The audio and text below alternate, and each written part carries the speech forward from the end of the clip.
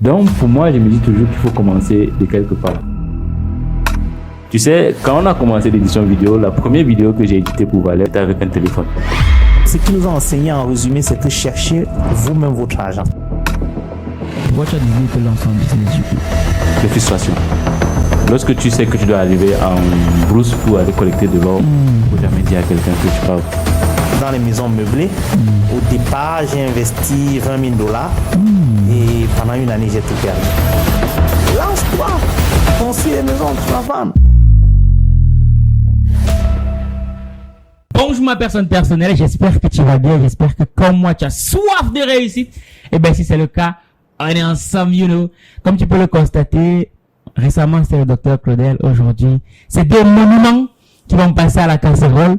À ma gauche, j'ai un monument, à ma droite, j'ai un autre monument. Bref, reste bien attentif parce que au cours de ce podcast, tu ne verras pas du tout le temps passer tellement l'expérience que ces deux entrepreneurs partageront avec toi sera enrichissant. Donc sans plus attendre, on va commencer par le monument de gauche, Lionel. Salut Lionel.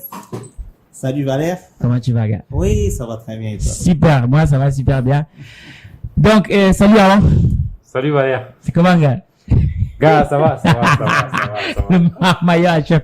Bref, Lionel, là, on va commencer par toi, du coup, pour ceux qui te découvrent, qui es-tu? Oh, je suis Lionel Nganketankou.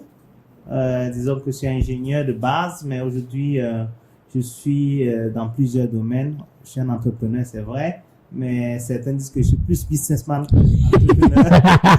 Parce que... De toute façon, le plus important, c'est l'argent. Voilà, donc j'ai visé des secteurs qui rapportent rapidement souvent le cash, bien sûr pour soutenir derrière d'autres projets. Donc, oui, je suis entre l'Afrique de l'Ouest et l'Afrique centrale, on va dire ça. Donc, je bouge un peu dans tous ces pays-là. J'ai une entreprise Afitech Services qui ont fait de l'architecture, c'est-à-dire tout ce qui est design pour les maisons et tout ça. Et d'ailleurs, on a un gros projet. De là a découlé une autre entreprise qu'on appelle Afitech Imo, qui est une partenaire pour le week-end de l'écrivain. Yes, et dans laquelle nous construisons des maisons pour vendre. Pour le moment, on est à Yaoundé et Douala. On espère faire toucher d'autres villes, quoi. Donc voilà, on pourra développer plus tard. Je fais également de la location de voitures et appartements meublés à Yaoundé pour le moment. Voilà, peut-être plus tard. Bon, pour la location de voitures, Yaoundé et Douala. Mais pour les maisons meublées, je suis juste à Yaoundé pour le moment.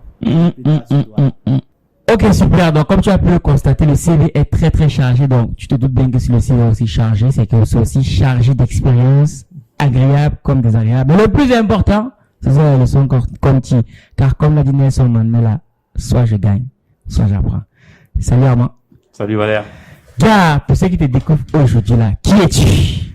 Alors, de manière simple, moi c'est Armand Baté, de base ingénieur de mine, déjà tu sais, et entrepreneur aujourd'hui, à la tête d'une entreprise récemment créée, plus, qui fait beaucoup dans l'audiovisuel, la collecte d'or et l'accompagnement des entreprises également sur le plan de l'immobilier, sur tous les plans 3D et 2D avec des collaborateurs qui sont dans le génie civil. C'est un domaine complémentaire. Tu peux pas faire la mine sans le génie civil.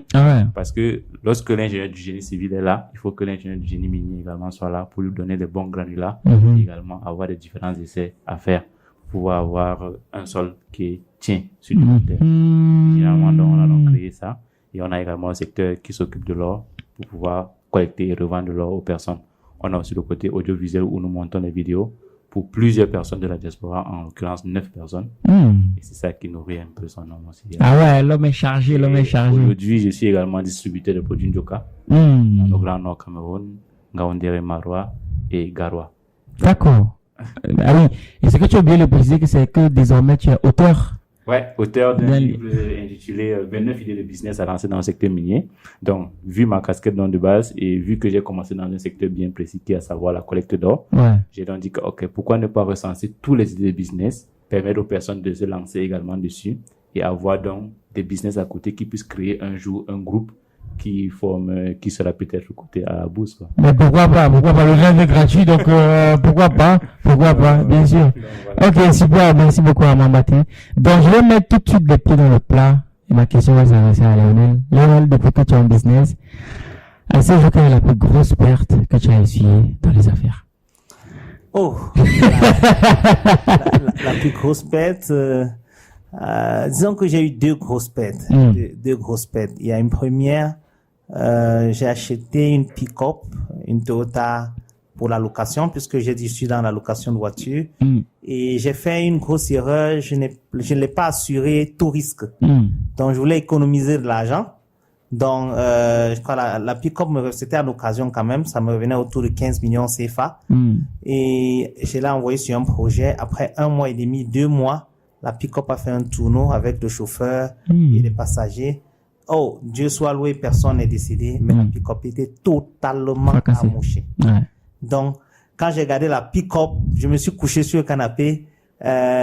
On me pousse, je ne bouge pas. Je pensais seulement à mes 15 millions. Je regarde seulement mes 15 millions partis. On me pousse. Léonel, comment ça va? Je ne réponds pas.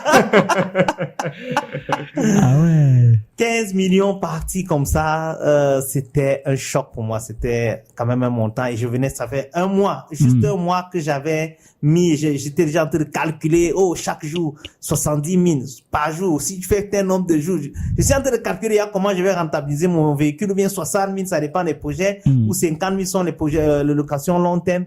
Mais là, d'un coup, tout est parti. Le lendemain, je suis allé voir l'assureur. J'ai assuré tous mes véhicules en tout risque.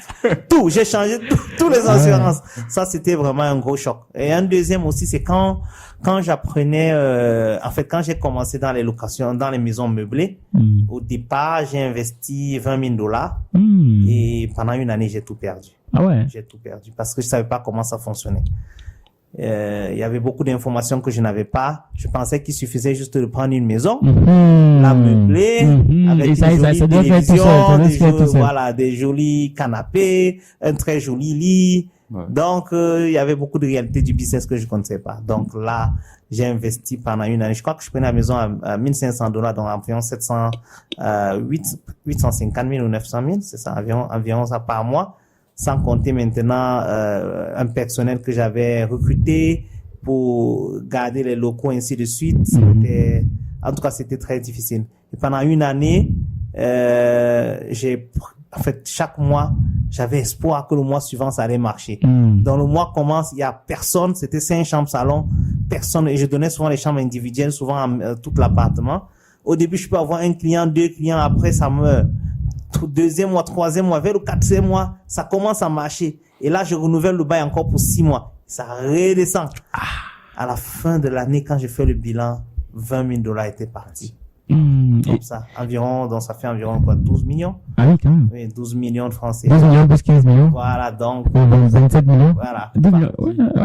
Parti pour en prendre. Mais après, quand même, j'ai beaucoup appris. Des 2 expériences, disons que j'ai beaucoup appris. C'est quoi la leçon que tu en as tirée, du coup? Bon, déjà que disons, commençons par le meuble. Déjà pour les véhicules, il faut toujours faire une assurance sur tout risque qu'on fait, la location de véhicules. Donc même actuellement, les véhicules que j'ai au Cameroun sont assurés tout risque. Certaines fois, c'est vrai qu'au Cameroun, ils sont souvent réticents pour des véhicules qui ont plus de 7 ans d'âge. Mais je m'assois avec l'assureur, je lui explique.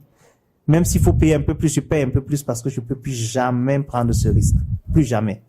Disons que pour les locations meublées, locations à courte durée, durant l'année, c'est vrai que j'ai perdu beaucoup d'argent, mais je crois que j'ai compris comment fonctionne ce business-là. Donc l'année qui suivait, j'ai rectifié beaucoup de tirs parce qu'en plus de ne pas avoir les clients, le gars que j'avais mis pour gérer me volait. C'est-à-dire que les clients viennent, ils me déclarent pas qu'ils sont venus, pourtant ils étaient censés le déclarer. Ils m'attrapaient juste par hasard. Certaines fois, j'arrive dans la nuit et je sais que la chambre est vide. Et non, patron, il y a quelqu'un qui vient d'arriver. Il y a 10 minutes. J'ai dit, attends. On avait dit que même s'il arrive 1 minute, la première chose, c'est me signaler. Rien. Donc, il me frappait. Il y avait beaucoup de choses que je ne comprenais pas. Comment chercher les clients et comment, voilà. Il y avait un réseau. J'ai compris qu'il y a un réseau derrière et je pense que j'ai beaucoup appris. Et aujourd'hui, ça marche. Je m'en sors. Yes. Ah ouais, ça, on reviendra là-dessus tout à l'heure. Et toi, Armand, du coup, ta plus grosse perte en business ou bien ton plus gros échec, c'était quoi jusqu'à présent? Alors, j'ai pas vraiment essuyé les échecs en tant que tel, mais j'apprends au quotidien de mes activités, principalement pour le secteur orifère. Ouais. c'est un secteur très très risqué et c'est un secteur où ta vie peut en dépendre. Ouais. Je disais ça récemment à un de mes investisseurs et avec qui je travaille, c'est que c'est un secteur dans lequel, lorsque tu sais que tu dois arriver en brousse pour aller collecter de l'or, faut jamais dire à quelqu'un que tu pars. Ah ouais, c'est vrai que tu m'as souvent dit ça. Voilà. Ouais. Donc tu vas, et puis l'échec peut souvent venir du fait que les gens peuvent ôter ta vie en fait. Et moi, ah ouais, c'est aussi facile que ça dans le milieu aurifère. Pourquoi? Parce que c'est un secteur, si tu prends le prix de l'or sur le marché aujourd'hui, ouais, le prix aussi énormément. Le gramme pratiquement se vend peut-être à 60 000 actuellement. Quoi, le gramme d'or? Le gramme d'or. Ah ouais, quand même. Quand peut-être au week-end de l'écrivain, je vais te présenter quelques grammes que j'ai ramenés pour que tu comprennes un peu le danger qui donc tu as des grammes avec toi. Exactement. Donc, qui est là? on peut là. Je sais que personne n'a l'adresse, on est là. Non, on peut l'appliquer. On peut fermer la porte là tout de suite, on finit avec toi. Et donc, les pertes, donc, les gros risques que on a derrière ça, c'est que ta vie peut partir, tu vois. Mais personnellement, essuyer des pertes, là, je n'ai pas encore eu. Je n'ai pas encore eu de pertes vraiment énormes en termes de business jusqu'à présent. Donc, jusqu'à présent, j'ai vraiment pas eu de grandes pertes. Mais je parle de ce côté sombre parce que c'est un côté qui va toujours attendre les personnes. Parce que quand tu vas vouloir te lancer dessus, il faut vraiment être fin dessus et pouvoir comprendre que c'est un secteur que même ta vie peut en dépendre. Ah ouais. Voilà. En tout cas, ça va arriver, ça c'est clair. mais du coup, Armand, toi déjà, sachant que toi tu es ingénieur, qu'est-ce qui pourquoi tu n'es pas resté dans ton truc de la mine? Pourquoi tu as décidé de te lancer en business du coup? Les frustrations. Quoi comme frustration? Frustration du 4h-20h. On va faire simple. Ouais. Tu travailles dans une carrière où tu dois être directeur de production. Ouais. Tu sors à 4h, tu dois rentrer à 20h. Ah ouais. Et puis, tu n'es pas rémunéré dans un contexte africain comme il le faut. Et du coup, je t'envoie la vidéo que tu connais. Ouais. Pour te dire que ça ne donne pas. Donc, si j'ai bien compris, toi, tu finis ta formation en tant qu'ingénieur. Tu es ingénieur. Exactement. Et donc, tu travaillais ce qu'on te proposait, c'était de travailler de 4h à 20h du soir. Et payer combien à peu près? Moins de 200 000. Moins de 200 000. Ouais. Et tu travailles comme ça quand de lundi à vendredi? Lundi à samedi. Lundi à samedi. Parce que le dimanche, on ne travaille pas. Mais le lundi, j'entends ça. C'est plus que l'esclavage. Mais oui, c'est horrible. Lundi à samedi. En fait, même le peu d'argent que tu gagnes, tu n'as pas le temps de le dépenser, en fait. Tu peux Exactement. pas. Et du coup, tu te rends compte que tu n'as pas de vie. Tu n'as pas de vie pour tes proches. Même tu pour n'as toi, pas en de fait. vie même pour ta famille, en fait. Et tu te retrouves dans une configuration où tu produis uniquement, mais tu ne peux pas avancer facilement. Non, tu peux pas. Et du coup, j'ai cherché dans les voies et moyens pour pouvoir ouvrir d'autres choses, quoi. Et c'est où tu vois le message, t'écris et tout le reste. C'est vrai que je venais juste de commencer, mais à un certain niveau, je me suis rendu compte qu'il fallait que je commence le business. Ouais. Je visais, c'est là où on a donc commencé ensemble. Ah ouais, c'est parti de rien en plus, hein. On va revenir là-dessus. Et toi, Léonie, toi, tu as une formation d'architecte? Non, je suis bien formation d'ingénieur. D'ingénieur, ok. D'ailleurs, même, aujourd'hui, je suis dans le secteur minier. C'est là où j'exerce, comme salarié. Parce que souvent, on entend les entrepreneurs raconter que quand tu es salarié, il faut laisser le salarié mauvais. C'est faux. Le salarié, c'est pas mauvais. Le salarié, c'est bon. Je ne laisse pas. Si vous voulez laisser pour vous, ça ne m'empêche pas de faire mon entrepreneur. C'est ça. Donc, j'ai mon cabinet d'architecte, j'ai toute une équipe avec moi. Mais tu es ingénieur en quoi déjà? En télécom. Mais c'est quoi le rapport entre télécom et architecte? Il n'y a pas de rapport. Mais comment c'est quoi la transition? Disons que mon épouse est architecte. Voilà, donc il y a quand même un lien. Donc si je dors avec une architecte, je deviens un peu architecte. Un bon Camerounais en plus. D'ailleurs, donc il y a cela. Bon. Disons que je vais pas dire c'est la frustration. Pour moi, c'est pas ça qui m'a amené dans le business ou bien l'entrepreneuriat, autre chose. Moi, je pense que de base, mon éducation, mon père nous a éduqués dans ce sens-là. Disons qu'il s'en sortait, hein, mon père, il n'était pas super riche, mais il s'en sortait. Il avait 2-3 voitures, il a construit, il a des logements, des maisons meublées, ainsi de suite. Mais il nous vissait. Il nous vissait sérieusement. C'était une éducation à la jungle. On pouvait être 21 à la maison. On avait très peu d'argent. C'était très compliqué. Donc, et en fait, ce qu'ils nous ont enseigné en résumé, c'est que chercher vous-même votre argent. C'est pas votre argent que j'ai, c'est pour moi. Chacun se démerde. Donc, dans ce sens-là, depuis le lycée, j'ai commencé à me battre. Je vendais des sucettes. Après ça, je vendais les bouteilles à Sofavin ici. Chaque fois que je passe devant Focus Sofavin, là, je suis content parce que je vendais une bouteille à 50 francs. Donc, je lavais les bouteilles de vin. Donc, dès qu'il y avait une fête quelque part, moi, j'y allais, je ramassais les bouteilles, je nettoyais, je partais vendre à 50 francs la bouteille. Et ça me donnait quand même l'argent. Donc, tu imagines un gars du lycée de 3e, 4e, il vend 100 bouteilles. Ah, tu as commencé tôt. Oui, attends. Dès que je vends une bouteille 5000, comme ça. Ah oui, en plus, à l'époque. Pour rien, oui. À l'époque, 5000, c'était. C'est énorme. C'est énorme. Et sans capital, tu ne dépenses rien. Tu pars juste à une fête, tu ramasses ces bouteilles, tu rentres chez toi, tu laves, tu pars en vente. Tout simplement. Donc, tout l'investissement, c'était 200 francs de taxi pour aller à Sofavin. Tu vends les bouteilles, tu ressors, on te donne ton argent. Mais, attends, j'ai dit que c'est aussi facile de se faire l'argent. Oh! Donc, j'ai enchaîné business après business. Après, je vendais des sucettes. Après, je faisais des photos avec un de mes amis, un de mes meilleurs amis jusqu'aujourd'hui ami, on Mérimé, Mbounou, donc, avec qui on a travaillé, on a fait les photos. Et Emmanuel Deolem, on a travaillé sur les photos. Il est ingénieur génie civil aujourd'hui.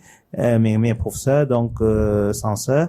Après les photos, en tout cas, j'ai enchaîné petit business sur petit business. Donc, quand je suis allé faire mes études aussi à l'étranger, j'ai enchaîné business sur business et donc chaque fois, j'essaye. Chaque fois, dès qu'il y a possibilité, dès qu'il y a une opportunité. Je me rappelle même pendant Covid, j'ai vendu. C'est là que je t'ai découvert. Voilà, j'ai vendu les médicaments ou bien la solution que le président de Madagascar avait proposé. Donc, je reste comme ça sur mon canapé, je regarde la télé. Et je vois, un puissant président Toto qui dit qu'il a la solution. Je dis, attends, cette affaire-là, moi, je pense, je sais pas si ça guérit ou pas. Ouais, toi, c'est pas ton problème. C'est pas mon problème. Mais je sais que les gens paniquent. Ouais. Je me dis, ça, c'est une opportunité d'affaires. Au lieu de rester à la maison, pleurnicher que le Covid est en train de tuer toutes les activités. Voilà une opportunité d'affaires. Donc, j'appelle un cousin, je lui dis, hey, mon petit, j'ai appris que tu étais à Madagascar, là, tu faisais pharmacie. Il me dit, oui, mais je l'ai quitté. Je suis allé au Cameroun. Il dit, et là, j'étais au Ghana quand je faisais ça. J'ai dit, comment tu as quitté? J'ai dit, ok. Tu connais au moins quelqu'un là-bas? Il me dit, oui, bien sûr. J'ai dit, donne-moi le contact de la personne. C'est comme ça qu'on contacte quelqu'un. J'ai dit, ok. Va m'acheter telle quantité de cartons de produits. Tu expédies au Ghana, au Burkina, au Cameroun. Le gars expédie. En moins d'une semaine, je vends un truc que j'achetais dans les 1500 la pièce là-bas. Avec le transport, la douane, ça me revenait dans les 4000. Je vendais à 20 000 le sachet. Et les gens s'alignaient. Les gens s'alignent pour acheter. J'ai dit, attends, quelqu'un va devenir riche ici avec le Covid. J'appelle le petit, j'ai dit, tu triples, tu quadruples les commandes, tu balances. Donc, en fait, je dis, et dès que, après, je me suis lancé dans l'artémisia, je me suis lancé dans beaucoup de choses. Donc, disons que toute opportunité est bonne pour moi. Donc, je trouve une opportunité où je peux me faire un peu d'argent. J'essaie. Bon, même si aujourd'hui, les secteurs principaux sur lesquels je travaille plus, c'est l'architecture, disons que l'immobilier. On construit des maisons pour vendre, comme je disais. Et la location des voitures sont des trucs un peu stables que je fais depuis longtemps. Plus les maisons meublées. Mais hormis ça, il y a beaucoup de petits autres business. Même exchange, je fais de l'exchange pour beaucoup de gens, notamment ceux qui veulent envoyer l'argent en Afrique centrale. Je le fais. À mon taux. Si mon taux ne te plaît pas, je ne supplie pas. Je ne veux pas dire que j'ai besoin. Mais toute opportunité pour moi, je frappe. Ouais. Et moi, la question qui me vient à l'esprit, c'est, toi, tu as commencé, tu dis en classe de 3e dans les business et tout. Il y a beaucoup de gens qui sont même des travailleurs, qui disent qu'ils veulent se lancer, mais n'ont pas les fonds pour se lancer. Ma question, c'est de savoir comment est-ce que toi, tu fais pour trouver les fonds pour te lancer? Même pour investir dans un business, où est-ce que je trouve les fonds?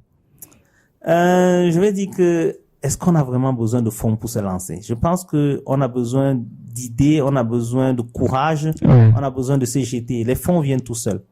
Par exemple, et lorsque tu te jettes dans un projet et que tu es sérieux dans ce que tu fais, rapidement tu trouves des partenaires. Donc, c'est important ce que tu dis là. Je vais déjà dire, on ne mange pas seul. Ça c'est vrai. Il faut manger avec les autres. Et la plupart des business sur lesquels je suis jusqu'aujourd'hui, les gens ont toujours l'impression que je le fais seul. Non, je le fais pas seul. Par exemple, l'immobilier, j'ai une bonne douzaine de personnes derrière moi, beaucoup dans la diaspora, qui chaque mois mettent tout leur argent à ma disposition J'espère que je vais pas voler votre argent. Voilà, ils me font confiance. Donc, chaque mois, ils me donnent de l'argent pour travailler, pour avancer. Mais pourquoi? Parce qu'ils ont déjà vu que j'ai réalisé quelque chose. Donc, l'erreur, peut-être, c'est que les gens veulent l'argent dès le début. Que j'ai une idée, je veux l'argent. Non. Il faut que tu réalises à une petite échelle. Et quand tu réalises à une petite échelle, quelqu'un te voit réaliser. Tu dis, ce que tu fais là, c'est intéressant. Comment est-ce qu'on peut, et c'est tout seul que ça vient. Et bien sûr, il faut être sérieux dans ce qu'on fait. Il faut être honnête parce que il y a beaucoup d'entrepreneurs qui ne sont pas honnêtes. Beaucoup. Qui collectent de l'argent énormément et après, ça part dans tous les sens. Je pense qu'une fois que tu es honnête, tu ne peux pas manquer parce qu'il y a tellement de personnes, que ce soit au Cameroun ou à la diaspora, qui ont de l'argent, qui savent pas où placer ça. À mettre ça dans un business, mais c'est une question de confiance. C'est-à-dire, ils n'arrivent pas à trouver quelqu'un pour dire, toi, je te fais confiance, vas-y. Et donc, je me dis, quelle que soit l'idée que tu as, tu te jettes. Tu travailles avec le peu de ressources que tu as. Et tu vois, au début, quand je faisais les bouteilles, ça ne demandait pas de l'argent. Il y a des business qui ne demandent pas l'argent pour commencer. Donc, si aujourd'hui tu as un business et que tu as besoin d'argent, une grosse somme pour lancer ce business, commence par quelque chose. Ne te focalise pas que, OK, tant que je ne lance pas ça, je fais rien. Non.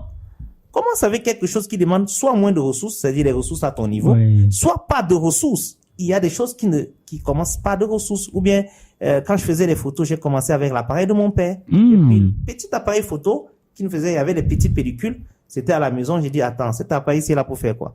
Je récupère, je commence à faire les photos, je vends à 300 francs. Donc, je me dis certaines fois, voilà, ça c'est un deuxième proverbe que j'aime bien, la chèvre au bout de là où elle est attachée. Tout à fait.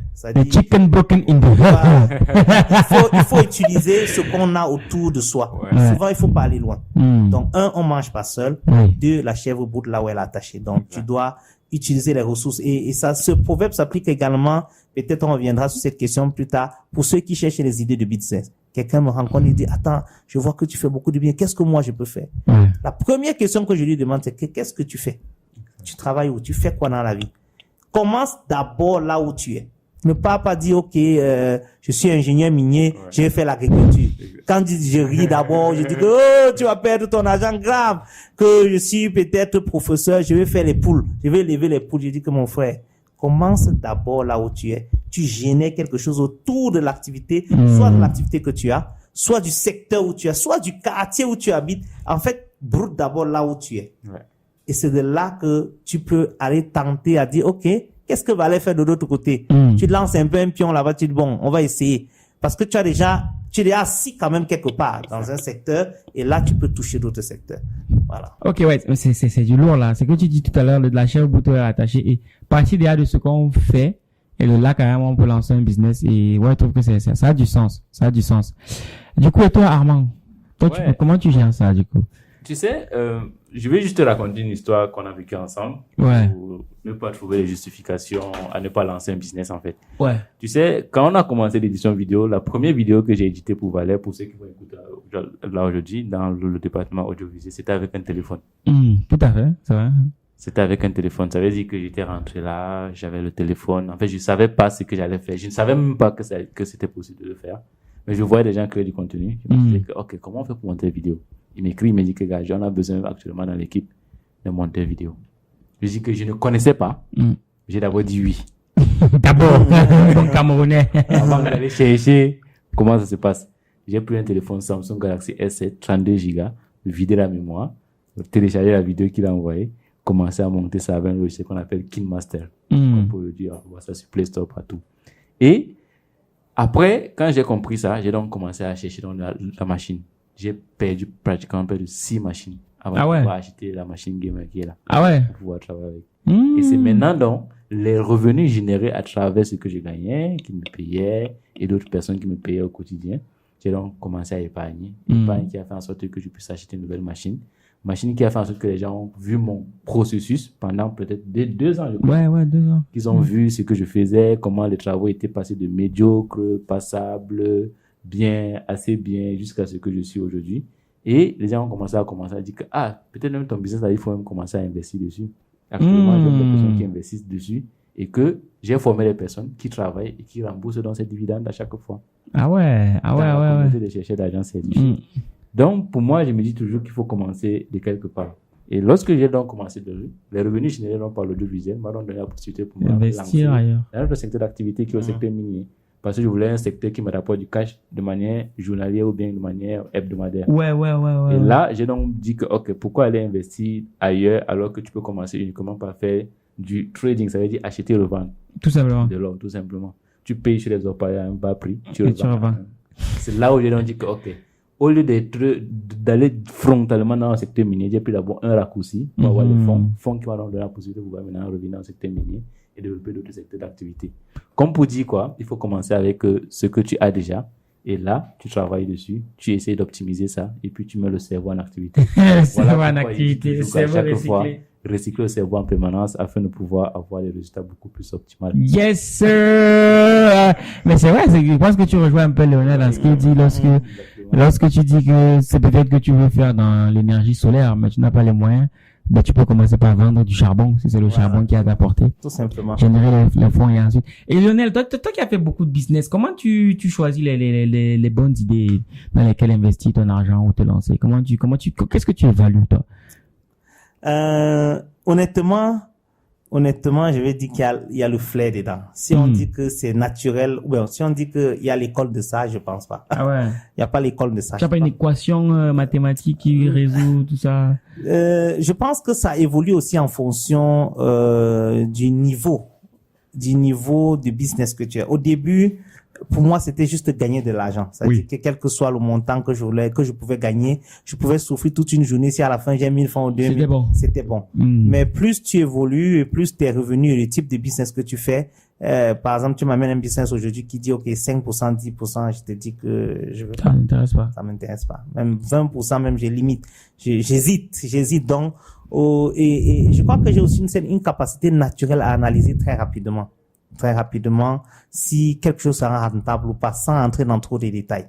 Et c'est quelque chose que j'utilise aussi dans mon boulot même, là où je travaille en Afrique de l'Ouest, puisque je suis dans la logistique et l'achat. Oui. Et je travaille sur beaucoup de budget ou bien de gestion de gros projets.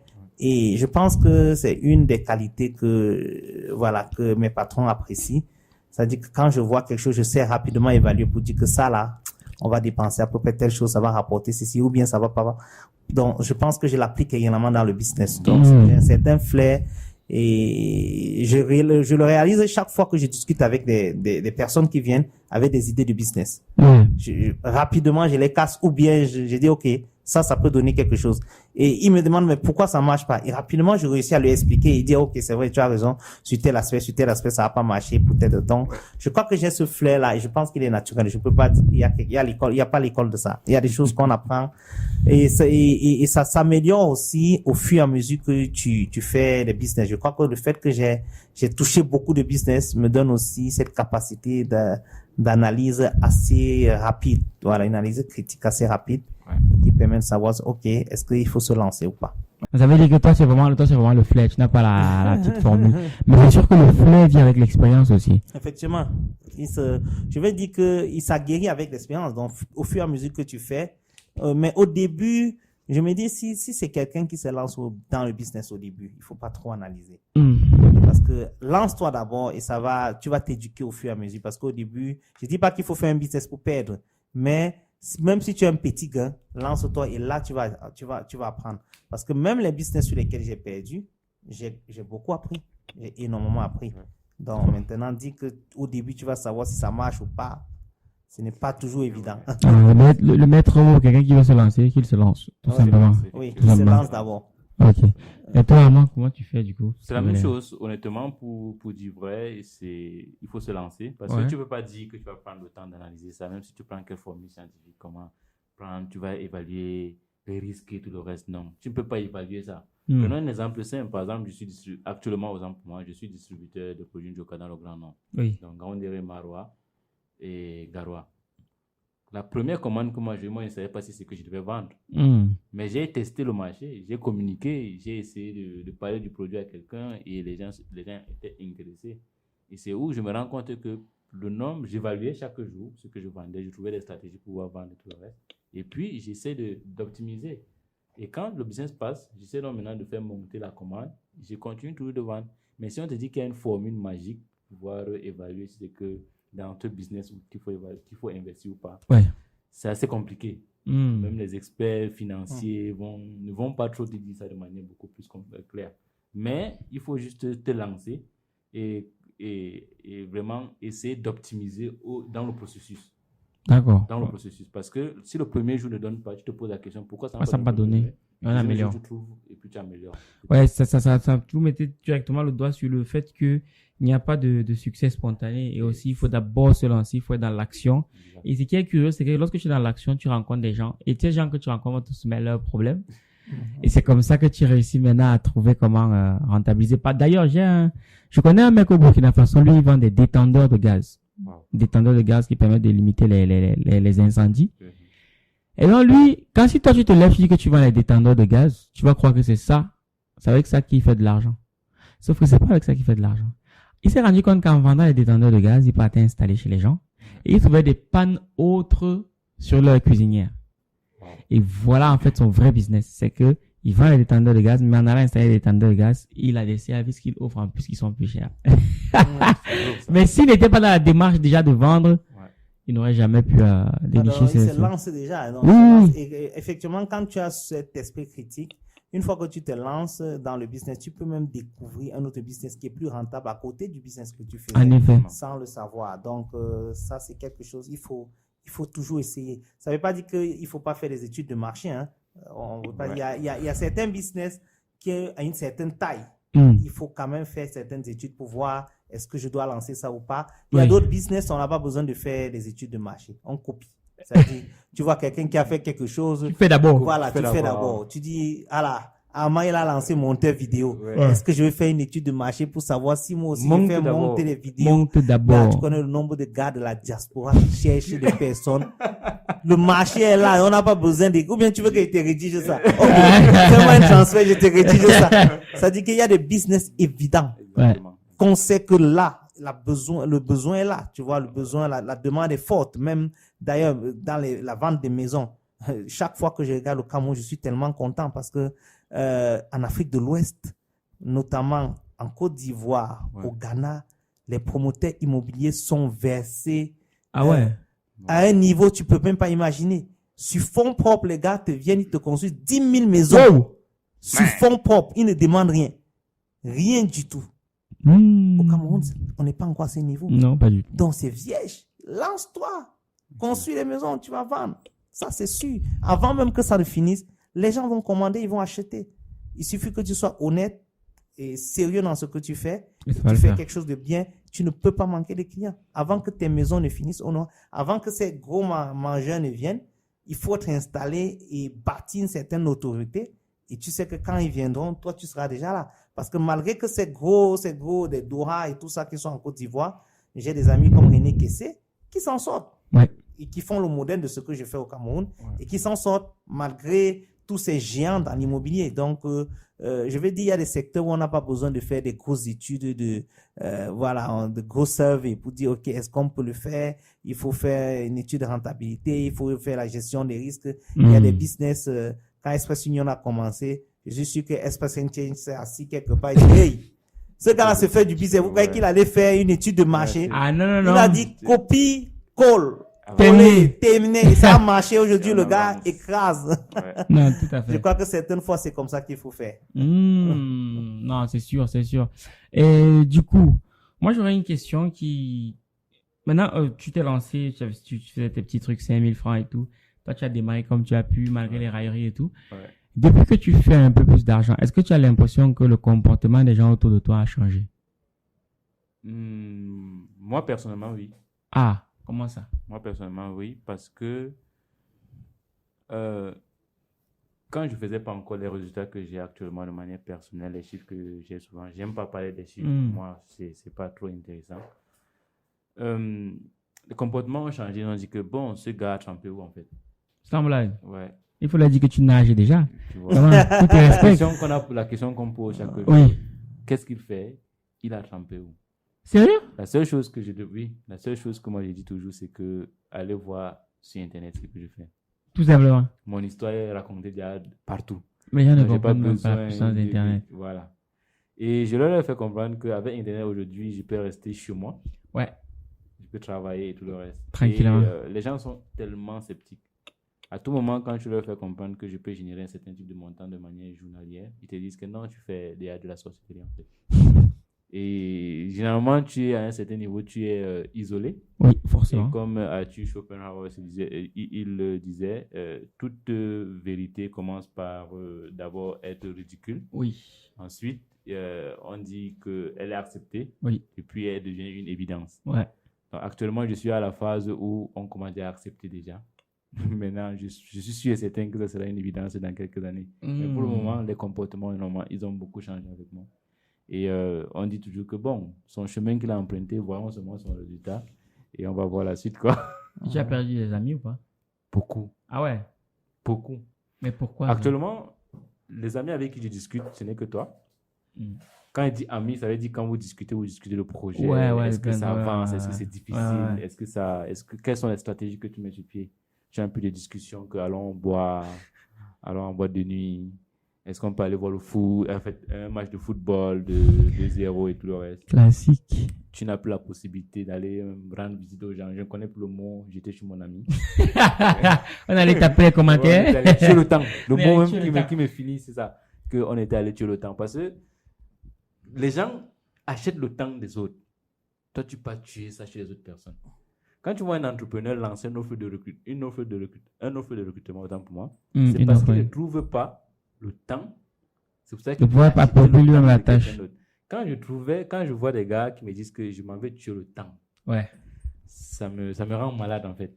Ah Donc, ouais. actuellement, toutes les personnes avec qui sont proches de moi, ce sont des personnes qu'on est focus, on est en business, on est orienté résultat, on a des objectifs à atteindre, surtout qu'on veut faire beaucoup d'argent, parce que c'est super important. Très très important, c'est vital. Et lorsque tu es drivé par ça, par ce catalyseur, ou bien quand tu es propulsé par ça, tu perds beaucoup de personnes. Et moi, j'en ai énormément perdu. Et à tout moment, quand des personnes qui appellent et que je me rends compte que c'est pour dire on part un peu boire et tout le reste, je ne décroche pas. Ouais, et c'est puis, sûr. je me retrouve seul dans mon coin et je sais que c'est la phase ou bien c'est le processus par Oui, lequel ça fait il faut partie du passer. processus. Et la seule chose qui me réconforte, ce sont les conférences, les podcasts et les livres que Oui, les livres, c'est les livres. C'est tout. Voilà, quoi, c'est ce que je passe le temps à faire. C'est fondamental. mais peut-être du coup, je vais peut-être lui poser une question. Comment tu relis stress? Parce que je sais qu'un entrepreneur travaille beaucoup. Ouais.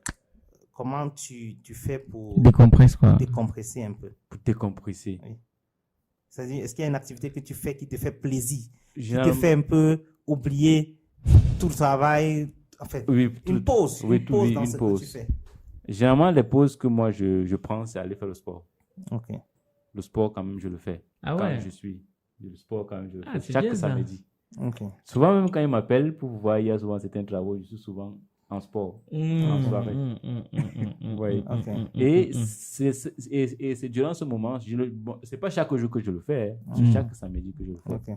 C'est durant ce moment donc que j'essaie de me ressourcer, enlever un peu toutes les pressions, toutes les charges, tous les résultats qu'on me demande. Parce que quand tu es orienté business, c'est au résultat qu'on te paye. Ça, c'est clair. Tu peux pas signer 9 contrats, 10 contrats avec quelqu'un et puis tu renvoies des choses qui ne sont pas beaux à voir, bien, et puis tu te dis que maintenant.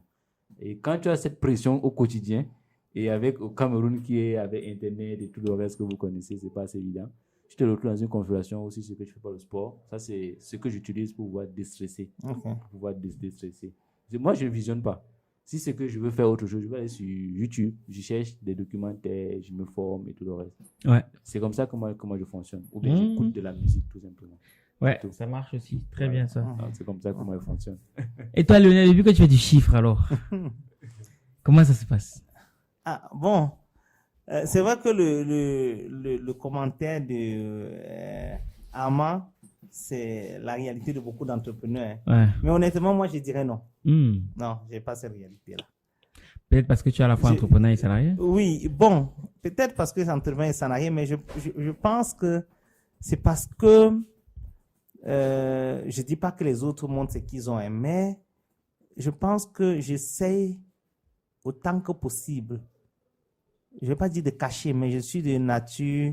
Tu vois, si tu demandes à 10 Camerounais qui est le plus riche des Camerounais, peut-être il y a 2 qui connaîtront que c'est Baba Dampoule et d'autres ne connaîtront pas. Ouais.